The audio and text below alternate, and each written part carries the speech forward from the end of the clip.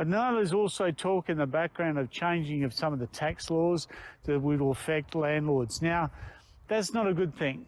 Hi, I'm Milton Rendell and welcome to Real News Friday. I'm at the home of the mighty Swan Districts, the club which we support and a club that I played for way back in 1978. Oh my goodness, 1978, that's a bloody long time ago.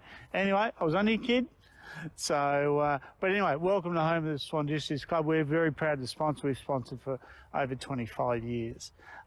Look, the market in itself continues to be a tough one in terms of stock. There's a slight increase, but I think there's been a fair bit of confusion in the market in recent weeks. Obviously, the things that have been happening overseas, obviously fuel prices going up. There's been a lot of talk about that.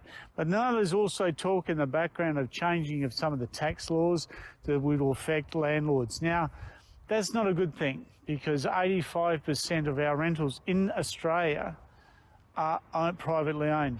1 in 4 people in Australia own a second property.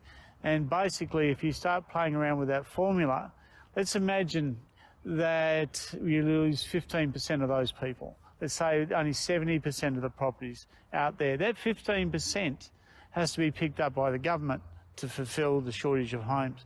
Now, keeping in mind there's over 460,000 homes that are out there in Australia that are rentals. Now, it doesn't take Einstein to work out how's the government going to find another 50, maybe 60, even maybe 70,000 more rentals when it can't cope with what it's currently trying to do at the moment. So got to be very, very careful with how we play with this balance.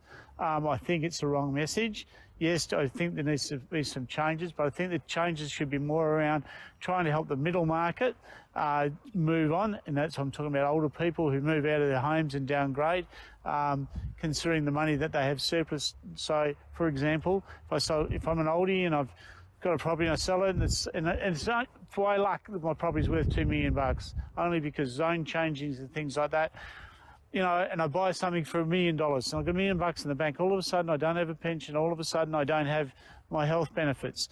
There has to be some formula the government can work in. I'd rather they focus on that than the landlords. Anyway, all the best. Catch up with you next week.